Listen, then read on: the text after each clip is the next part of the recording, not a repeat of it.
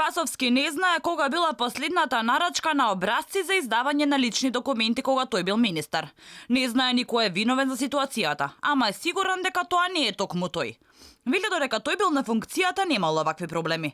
Техничкиот премиер рече дека во моментов за функционирањето на министерството е надлежен техничкиот министер Наке Чулев и одговори треба да се бараат кај него. За функционирањето внатре во министерството знаете дека е надлежен министерот. И секако дека има механизми, начини како и да се утврди кој има одговорност, ако има одговорност. Јас сега во моментот не знам кога била последната нарачка, меѓутоа има документи во Министерството за внатрешни работи, тие може да потврдат се. Чулев пак останува на ставот. За хаосот со пасошите виновен е Спасовски. Вели дека е министер само 1 месец и дека само го наследил проблемот со недостатокот на образци, кој е резултат на несовесното, нестручното и непланското работење на Спасовски, вели Чулев.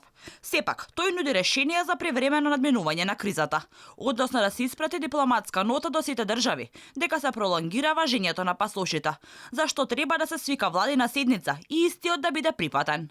Еве јавно го повикувам техничкиот премиер Оливер Спасовски, нека свика седница за владата, да го решиме проблемот со пасошите на начинот на кој што го кажав претходно.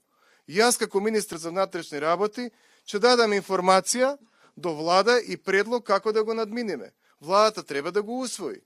Верувате, јас повеќе од ова не можам. Повеќе од ова формиравме комисија и рестриктивно комисијата решава кој има ургентна потреба медицинска за издавање на патна исправа.